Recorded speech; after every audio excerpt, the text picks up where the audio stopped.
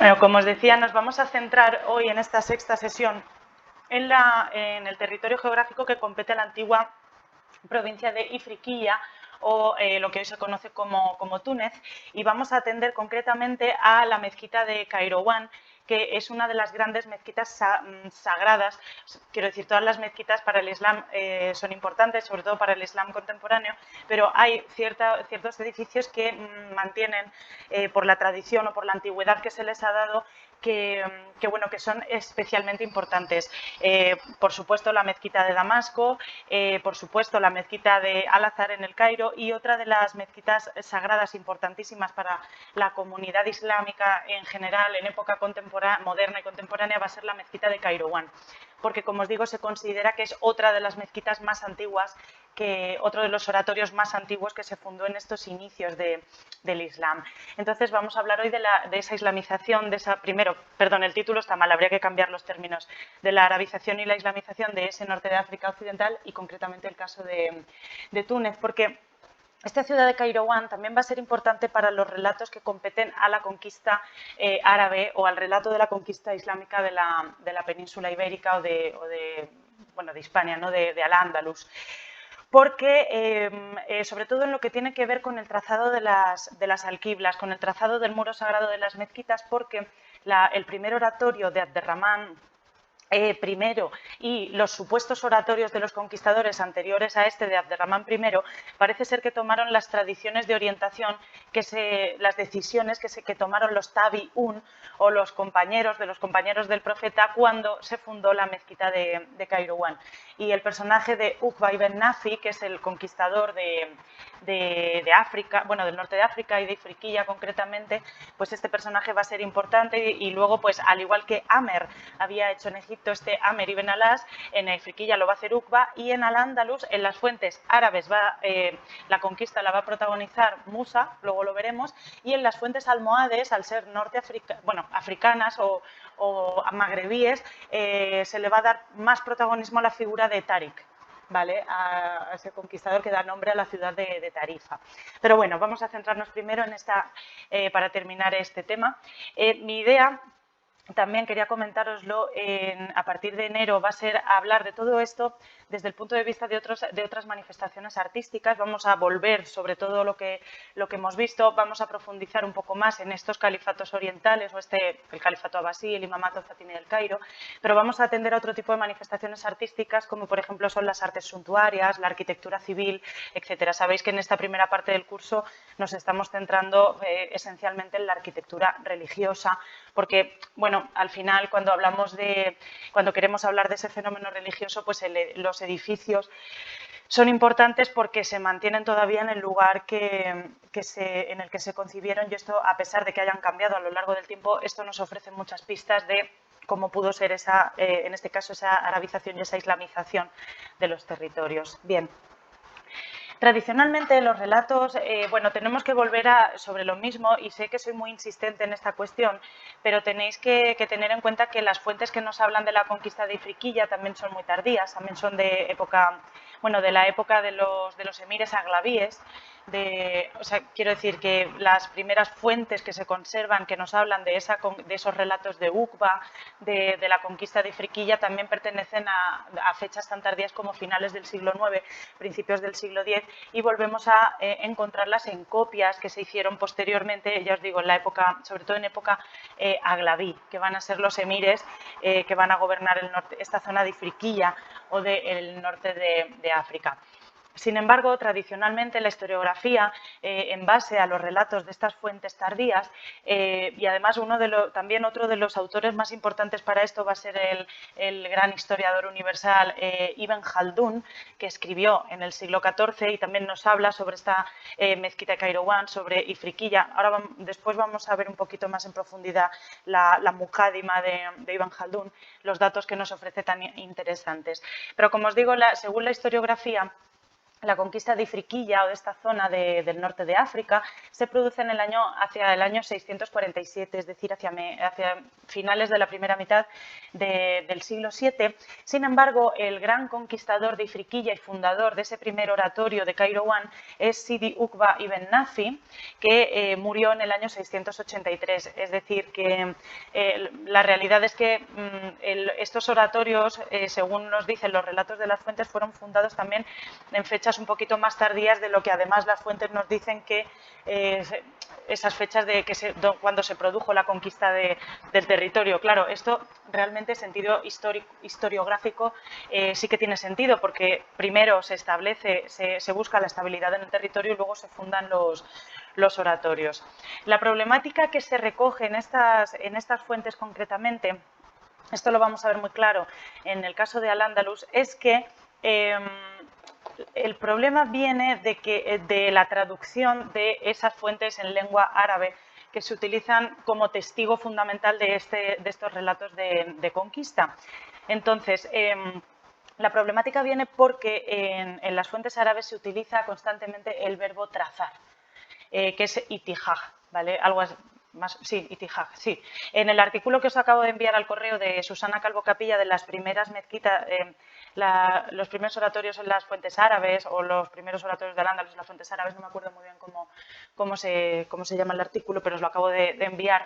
Ella hace mucho hincapié en este verbo trazar, porque trazar y marcar la dirección del rezo no quiere decir que se construyera un oratorio para ese rezo. Es decir, una de las cosas más importantes, teniendo en cuenta toda esta complejidad del fenómeno islámico en sus inicios, es que uno no necesita un edificio religioso per se para poder llevar a cabo el rezo. Simplemente con orientarse hacia la parte correcta o hacia el sentido correcto, pues es suficiente. Llama mucho la atención porque bueno, ese trazado de las alquiblas o ese trazado de la dirección del rezo normalmente lo llevaban a cabo personajes importantes que acompañaban a estos conquistadores en las campañas y se les conocía como los tabi'un. Los tabi'un sería algo así como compañeros de personas que habían sido cercanas al profeta Muhammad. Los tabi'un no son únicamente las personas que habían vivido en la época del profeta, sino que más bien se hace referencia a esas personas que habían mantenido las tradiciones orales de la vida del profeta.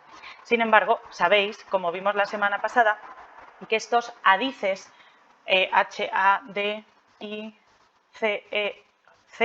hadices o hadices, son las tradiciones del profeta, se recopilaron de forma escrita a partir del siglo del año 800, 850, es decir, a partir del siglo IX. A la misma vez que se escriben o se recopilan estas crónicas de conquista. Entonces, realmente nos tenemos que situar en ese momento en el que no sabemos muy bien qué es lo que está ocurriendo. Lo que sí es cierto es que se están produciendo cambios en el Mediterráneo y la realidad de este territorio, de esta Ifriqiya, de este territorio de Túnez, incluso de parte de lo que hoy es Libia y buena parte de lo que es el norte de Argelia, incluso hasta lo que hoy es Marruecos. Todos estos territorios pertenecían al Imperio Romano de Oriente, eran provincias norteafricanas de ese Imperio Romano de Oriente y son zonas en las que el cristianismo estaba muy arraigado. De hecho, es muy bonita porque toda la costa de Libia, de Túnez, de Argelia o de Marruecos, a pesar de lo que podamos pensar a este respecto, estaba plagada de yacimientos de época romana, de época tardorromana. Por supuesto, la ciudad de Cartago, que no era poca cosa en aquel momento, las ruinas de Cartago formaban parte del paisaje del paisaje monumental, de Ifriqiya, de Túnez. Entonces todo esto va a tener su continuidad en época árabe, época islámica. Y luego también como os digo, el cristianismo estaba muy arraigado en estas zonas, sobre todo un cristianismo que tenía mucho que ver con Roma, porque fijaros la cercanía que tiene este territorio con Italia, con lo que hoy es Italia, y toda esta zona, pues ya os digo que estaba fuertemente romanizada y muy fuertemente cristianizada. También había muchas comunidades judías, es decir, que aquí no solamente nos tenemos que imaginar esas tribus bereberes, ¿no? Caravaneras que recorrían el norte de África, ¿no? Con ciertos productos. Eso es un poco mito, porque aparte de que la orografía del norte de África es complicadísima para poder viajar en este tipo de transportes, las rutas comerciales que se utilizaban eran marítimas y se utilizaban las mismas rutas que hacían escala en casi los mismos puertos que se utilizaban desde época fenicia. Con lo cual, ese mito de esa cruzada casi desde Damasco por el norte de África hasta la península ibérica, pues hay que revisarla o echarle un ojito, porque claro, la orografía del norte de África, si habéis estado por allí, es muy, muy complicada y todo esto pertenecía a ese Imperio Romano de Oriente. De hecho, toda esta zona estaba plagada de monasterios. Por ejemplo, en Argelia hay uno muy chulo que es el conjunto cristiano o el conjunto tardorromano de Gemila, que creo que os lo puse en un par de sesiones anteriores. Y bueno, pues podemos ver perfectamente, podemos identificar perfectamente todos esos espacios cristianos con sus dos salas flanqueando el ábside, con su baptisterio de planta circular, con sus mausoleos. Es decir, que no tenemos que imaginarnos todo ese norte de África lleno de camellos y como si fueran esos relatos beduinizantes que nos hemos imaginado, o en los que incluso la tradición islámica se ha agarrado a esos relatos. No.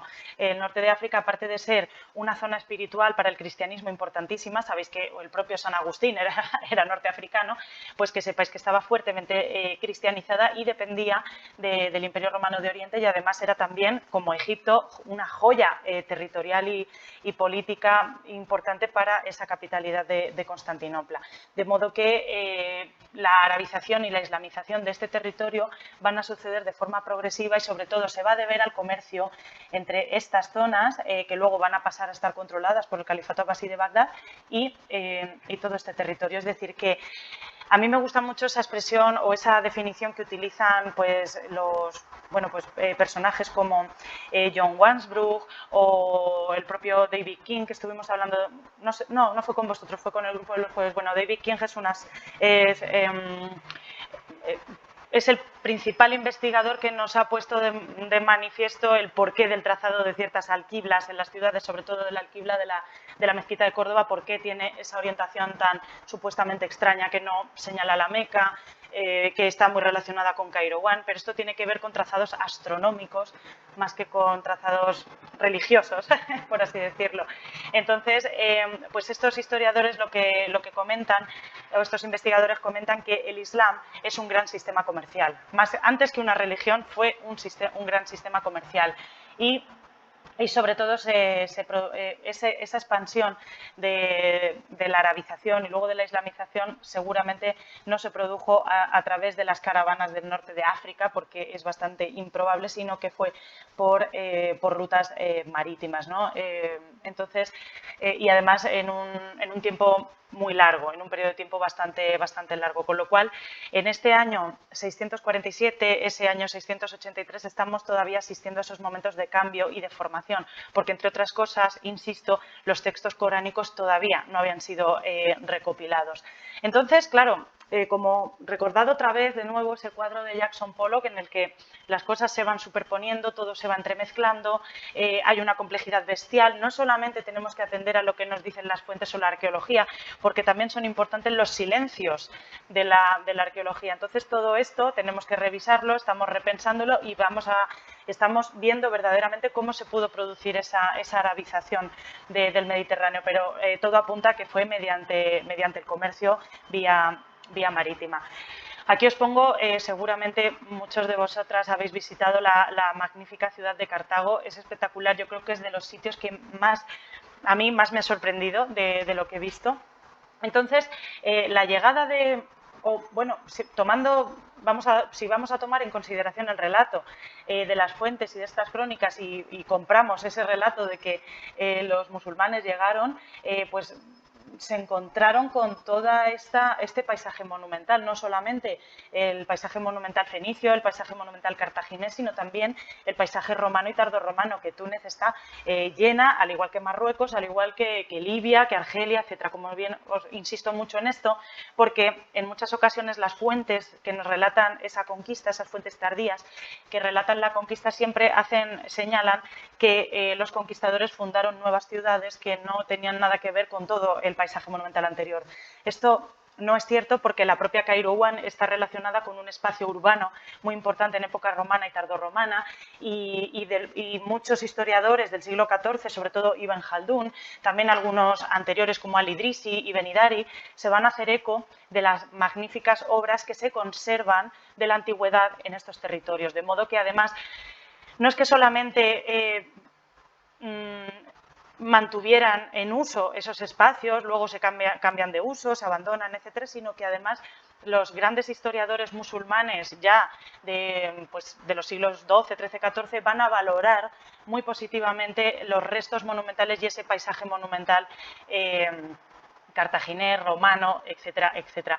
Lo mismo va a ocurrir con los monarcas castellanos o los monarcas aragoneses o los intelectuales de los reinos cristianos en la península ibérica, porque, por ejemplo, estoy acordándome ahora del arzobispo Rodrigo Jiménez de Rada, que fue el fundador de la Catedral Primada de Toledo, y además siempre se le ha valorado historiográficamente como un personaje que odiaba la convivencia de diversos sistemas de creencias en Toledo, pero es que esto no es del todo cierto, primero porque él escribió De Rebus Hispaniae, que es casi un canto al paisaje monumental antiguo de la península ibérica, y en el mismo relato está hablando de las iglesias asturianas, está hablando del puente de Alcántara, habla de la mezquita de Córdoba y va entremezclando todos esos edificios como parte de esa cultura común de la península ibérica. Entonces, Jiménez de Rada, por ejemplo, como intelectual, sabía perfectamente el valor que tenía la mezquita de Córdoba, y ya veremos más adelante cómo este arzobispo no solamente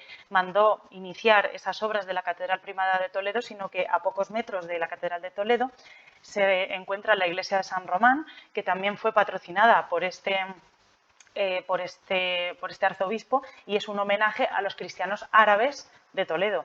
Así que es muy, muy bonito este relato, y a pesar de que Jiménez de Rada fue el personaje que mandó realizar o convocó esa cruzada contra el califato almohade de Sevilla, esto ya lo veremos más despacio cuando veamos a los almohades, pero veremos que la mayor parte de los componentes de ese ejército castellano eran andalusíes. ¿De acuerdo? Entonces, bueno, vamos a intentar verlo, vamos a ponernos unas gafas y vamos a intentar verlo como si fuéramos personas de aquel tiempo y no impregnadas de los relatos de historicistas del siglo XVIII, del XIX y sobre todo los relatos del Islam contemporáneo. Volviendo a esto, este es el paisaje que se encontrarían, en todo caso, aquellos conquistadores, y vamos a ver cómo el oratorio de Kairouan, ese primer oratorio que dará lugar a la mezquita de Kairouan, al final está tomando elementos vinculados a este paisaje monumental tan magnífico. Y ya os digo que además los historiadores musulmanes se hacían eco de la conservación de todo este paisaje. Bien, la gran mezquita de Kairouan, ya hemos comentado, y yo creo que con el caso de Egipto quedaba muy claro, cuando vimos el oratorio de Amer ibn Alas, quedaba muy claro que creo que este tipo de fundaciones de los conquistadores, pues se les aporta una antigüedad que la arqueología no ha terminado de demostrar. Es decir, el oratorio de Amer, acordaros que se databa en el año 642, es decir, un oratorio que se data en las fuentes egipcias de la conquista de Egipto antes de la construcción de la mezquita de Damasco, cosa que es sorprendente porque realmente quien manda conquistar es supuestamente la provincia de Egipto, Alejandría y toda esta zona son los omeyas de Damasco. ¿Cómo es posible que se construya un oratorio musulmán en Egipto antes que en la capital del califato, que es Damasco? Por eso os digo que hay que tener muchísimo cuidado con el tema de las cronologías, de las fechas, etcétera, etcétera, etcétera. Con la gran mezquita de Kairouan sucede lo mismo. Es un oratorio al que se le ha aportado una antigüedad mayor de la que la arqueología ha terminado de mostrar. Con esto no quiero decir que anteriormente no existieran otros espacios de culto en este lugar, porque es probable que sí. No sabemos porque hay unos silencios bastante grandes, sobre todo porque, claro, uno cuando tiene un oratorio, fijaos el tamaño que tiene la mezquita de Kairouan, pues las excavaciones pueden llegar hasta donde pueden llegar. Entonces, no sabemos si se puede ir todavía más abajo, pero comparadlo con Córdoba, ¿no? Con ese oratorio de San Vicente, el que tampoco se ha podido determinar si esa iglesia de San Vicente, esa basílica de San Vicente está efectivamente debajo de donde dicen que está. Porque igual está debajo de la mezquita de Córdoba, pero donde dicen que está, ahí no ha aparecido restos definitorios de un oratorio o de una basílica. Pero las tradiciones están ahí. Entonces se siguen utilizando y aquí pues sucede lo mismo. Ya os digo que este templo, esta mezquita de Kairouan, es uno de los mayores templos que se consideran en el Islam como especialmente sagrados. De hecho, es muy difícil acceder a la mezquita de Kairouan. Por lo visto, no sé si alguno de vosotros ha estado, luego me lo comentáis. Yo la he visto por fuera, desgraciadamente no he podido entrar. No fue porque no nos dejaran, sino porque estaba cerrada por alguna fiesta local, pero yo sé que hay compañeros que han tenido que pedir permiso para poder acceder a la sala de oraciones, para fotografiar, etcétera. Así que bueno, esto os lo puede contar mucho mejor nuestro compañero Víctor Rabasco, que os dará la clase de taifas, que él sí que ha estado en la mezquita de Kairouan. Bueno, entonces mi pregunta, porque fue uno de los oratorios que yo he trabajado con bastante frecuencia en la tesis doctoral, me preguntaba si es un oratorio de los conquistadores, o sea que si las primeras estructuras musulmanas pertenecen a la época de los conquistadores o es una fundación de los emires aglavíes de Ifriquilla, de Túnez. Yo me inclino más por lo segundo porque ya os comento que las fuentes que narran estos trazados de las alquiblas en Kairouan son muy posteriores y también porque la arqueología no ha conseguido datar más espacios con más antigüedad que del siglo IX. Pues claro, se supone que esta mezquita se funda entre el 647 y el 683, vamos a poner, pero es que estos son segunda mitad del siglo VII y hasta el siglo IX no se han datado estructuras más antiguas. Así que bueno, realmente el siglo IX es esa época en la que los emires aglavíes ya se hacen con el control de Sicilia, de lo que era la antigua Ifriquilla, de toda esa parte de Argelia. Es decir, este mapa que veis aquí en realidad es lo que ocupaba el emirato aglaví de Ifriquilla o de Túnez, que era dependiente del califato abasí de Bagdad. ¿De acuerdo? Entonces, bueno, pues esta es la gran pregunta que nos hacemos todos, ¿no? También nos hacemos la gran pregunta con la mezquita de Córdoba. Cuando lleguemos, parece ser que la primera piedra se puso en el año 786. Entonces, la pregunta que se hacen muchas veces los historiadores es, ¿no hay oratorios anteriores a la mezquita de Córdoba, musulmanes me refiero, o de culto musulmán? ¿Dónde rezaban esos supuestos musulmanes que llegaron en el 711? ¿Quiénes eran? Porque claro, el Corán todavía no estaba recopilado. Todas estas preguntas que como historiadores y como humanistas nos tenemos que hacer. Los relatos de la religión quedan única y exclusivamente para la comunidad de creyentes. Nosotros en eso no vamos a entrar. Bien, como os decía, fijaros, la mezquita de Kairouan la estructura que tenemos hoy en día es fruto de diversas ampliaciones de parte de los soberanos de Ifriquilla. Pero fundamentalmente la estructura inicial se debe, yo creo, a los emires aglavíes de Túnez. Hay una cosa que es muy curiosa y es que no me acuerdo dónde lo he leído, pero si me acuerdo os lo hago llegar, o a lo mejor está recogido en el artículo de Susana que os he enviado. Es que cuando verdaderamente se empezó a investigar sobre la mezquita de Kairouan y se determinó que no había estructuras anteriores al siglo IX, parece ser que la historiografía cuenta que en un momento dado el oratorio de Uqba, el antiguo oratorio de finales del siglo VII, se quemó, quedó arrasado por los emires aglavíes y que después ellos construyeron el oratorio del siglo IX. Esto, bueno, puede ser cierto, yo no lo niego, pero volvemos a lo de siempre, volvemos al sentido común. Arrasar un oratorio, un templo, una basílica, es algo muy, muy extraño. Por lo general hay un respeto muy fuerte a los espacios de culto. Una cosa es que un nuevo soberano acceda a ese oratorio y cambie ciertas cosas, como por ejemplo el eje cultural, que esto es lo que sucedió con Fernando III el Santo cuando llega a la mezquita de Sevilla. Fernando III no destruyó la mezquita de Sevilla, simplemente en el lugar que ocupaba el mihrab o las inmediaciones del mihrab, él cortó, se dice así en la antropología de las religiones, cortó el eje de culto, el eje cultural de la mezquita de Sevilla y colocó la Virgen de las Batallas en el mihrab de la mezquita de Sevilla, si no recuerdo mal la tradición. Entonces, Fernando III únicamente lo que hace es cambiar el uso del espacio, pero no destruir ese espacio.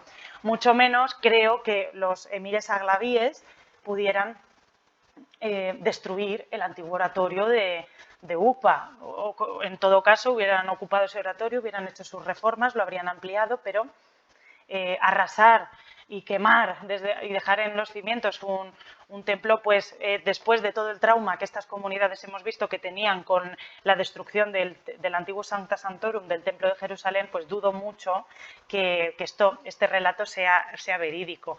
Entre otras cosas, ya os digo, porque esa práctica recurrente que a veces en las fuentes cristianas y en las fuentes islámicas se nos dice de que se destruyen oratorios y tal, pues no se corresponde en absoluto con la arqueología. Seguramente es que la mezquita de Kairouan había que aportarle cierta antigüedad con la consolidación tanto del califato abasí de Bagdad como del emirato aglaví de Ifriqiya, que dependía políticamente de Bagdad, como en un primer momento parece ser que el emirato de Córdoba dependía del califato abasí de Bagdad. Bueno, al final parece que la estructura del califato abasí de Bagdad va a ser la misma que tenía el Imperio Romano de Oriente, ¿no? Es curiosísimo. Tanto Ifriqiya como Egipto como la península ibérica son como provincias dependientes de un poder superior. Sin embargo, los emires aglavíes de Túnez y lo que será la política en Al-Ándalus, el emirato, el califato, van a actuar casi como zonas independientes, como vimos que había sucedido en Egipto con Ibn Tulun, ¿no? Con el gobernador tan famoso de Egipto, mientras que Amer en Egipto había quedado relegado, ese primer conquistador. Bueno, pues la mezquita tampoco sabemos qué antigüedad tiene el oratorio de Amer, y este es por todas las reformas que ha habido en ese oratorio, pero es que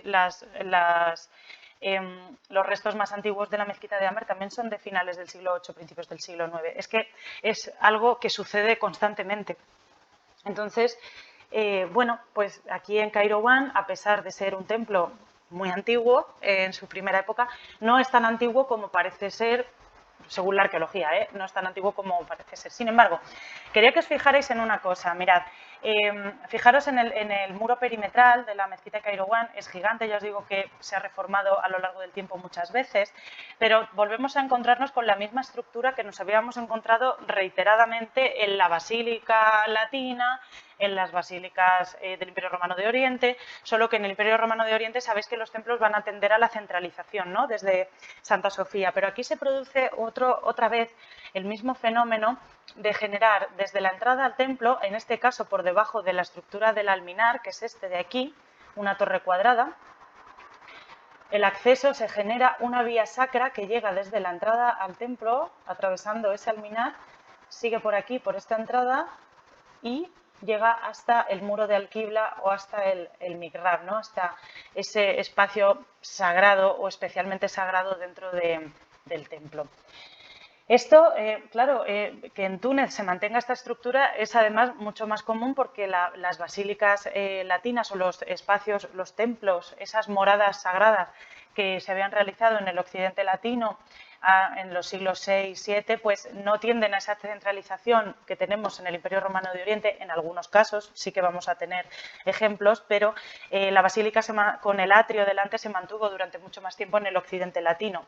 Así que no es extraño que no es una estructura que le pueda resultar extraña a las gentes de Ifriqiya, porque además ya os digo que tenemos muchos conjuntos monásticos en Túnez del siglo VI, siglo VII, del siglo IV incluso, que mantienen esta estructura. Uno de los más especiales es pero es que este es complicado, pero es muy bonito, que el mosaico está, me imagino que seguirá estando, en el Museo del Bardo de Túnez, que es la que se llama la Ecclesia Mater de Tabarca con K. Bueno, de hecho, la isla de Tabarca que tenemos aquí en Alicante, aquí enfrente de Santa Pola, viene De aquí el nombre, de hecho esa se llama la isla de Nueva Tabarca y el nombre viene de fundadores que eran tunecinos de la ciudad de Tabarca. Bueno, pues en esta Ecclesia Mater de Tabarca era una basílica de grandes dimensiones, además tenía esa entrada tripartita a los espacios del Sancta Sanctorum y bueno, tenía un atrio y tenía, bueno, pues la forma típica de una basílica como las de Rávena, como las que hemos visto en Milán, muy parecida, por ejemplo, a la de San Ambrosio de Milán. Bueno, entonces, fijaros cómo la mezquita de Kairouan tiene estos pórticos que también hemos visto que se hacían del mismo modo en las mezquitas de los califas abasíes en Egipto, ¿no? Estos pórticos que protegen el atrio y bueno, veis cómo bueno, pues este atrio era un espacio de transición y aquí es donde empezaba a crearse esa vía sacra que ya comentamos en la mezquita de Fátima al-Azhar en el Cairo, cómo progresivamente se va a generar la propia arquitectura va a ir señalando cuál es el espacio sagrado y como hablábamos con los compañeros del jueves el otro día, cómo la propia arquitectura te va guiando hacia el mihrab, hacia ese espacio sagrado, que está custodiado por esta sala de oración, por esas naves, pero veis cómo la nave central de la vía sacra se hace más ancha y más alta que las naves de la sala de oración, del mismo modo que ocurría en las basílicas. Las naves centrales eran más altas y anchas que las laterales y en el caso de Santa Sofía y los edificios que se irradian a partir de ese momento, recordar que se colocaba la cúpula y la nave central era en la que se colocaba el soberano debajo de esa cúpula y se generaban estos espacios del presbiterio, se compartimentaban, etc. De modo que tenéis que pensar que los fieles estaban relegados a esta penumbra de las naves laterales de la sala de oración y desde esta entrada hasta aquí se colocan dos cúpulas en eje axial que van marcando esa vía sacra hacia el mihrab. Y la nave que corre paralela al muro de Alquibla también va a ser más ancha y alta que las naves de la sala de oración, ¿no? Del haram o de la mezquita. Entonces, veis cómo, además, estas naves estaban clausuradas por celosías y se va a generar en este espacio lo que se llama la maxura. Es decir, que las naves quedan cerradas por arquitecturas efímeras y aquí es donde se coloca el soberano para dirigir la oración del viernes, la jutba.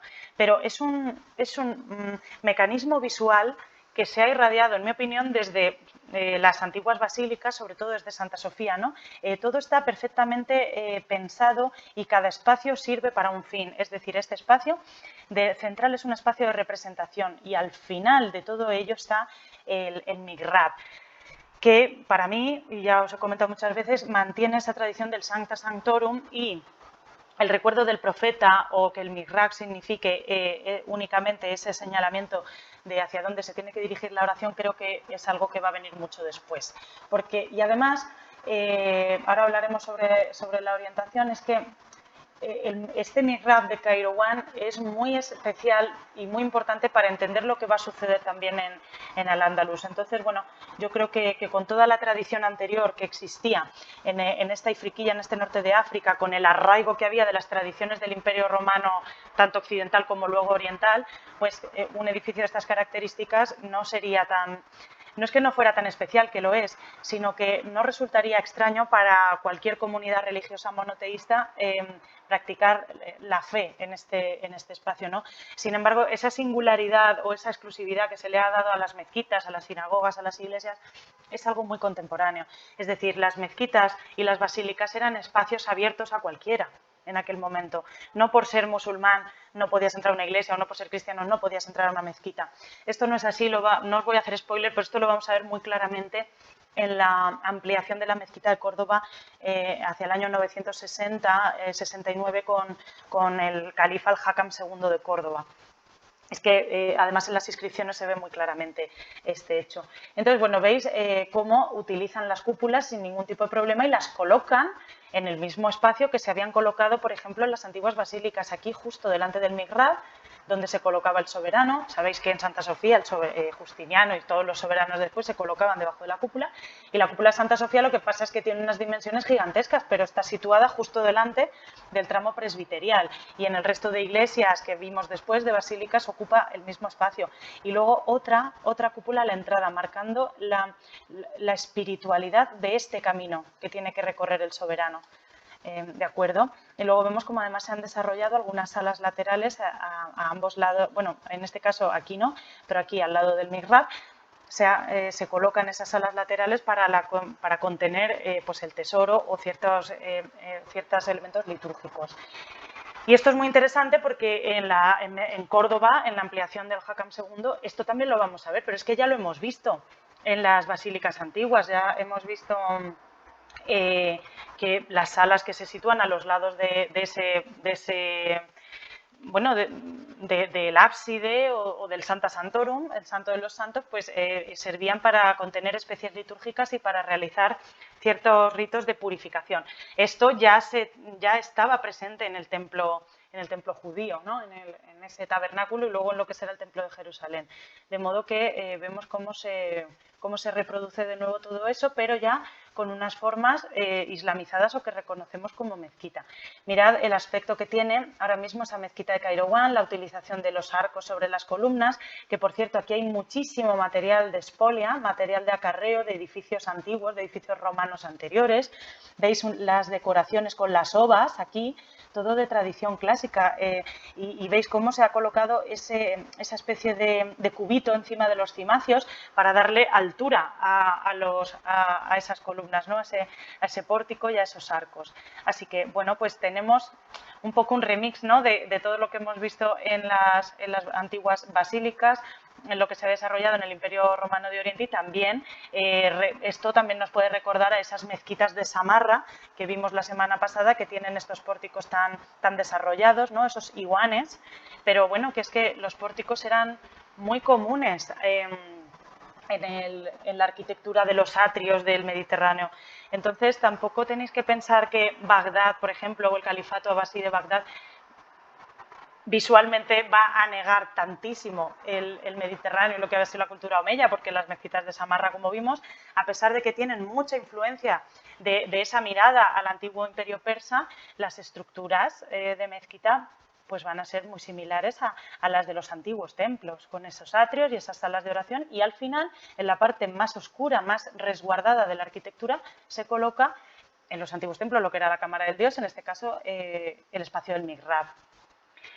Mirad, aquí tenéis imágenes de la mezquita de Kairouan en la actualidad, como está toda cubierta con las alfombras, y esta es la nave que se corresponde con esa vía sacra. Ah, perdón, que se me olvidaba. El tema de la orientación.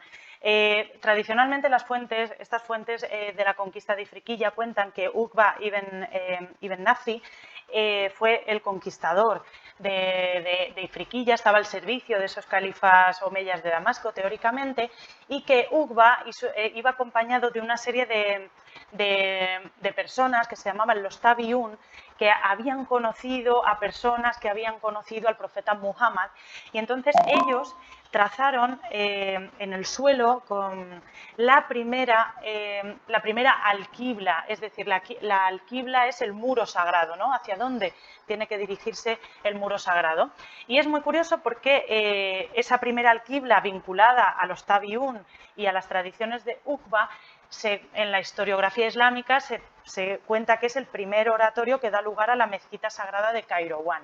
Esta mezquita de Kairouan, como os he dicho, se colocó o se construyó en un lugar donde había una ciudad tardorromana bastante espiritual, que no me acuerdo, el nombre creo que no era Kairouan creo que es el nombre árabe, pero bueno, que estaba vinculado a unos restos tardorromanos y a un centro urbanístico y espiritual importante en aquel momento. Es decir, que la mezquita, ese trazado de la mezquita de...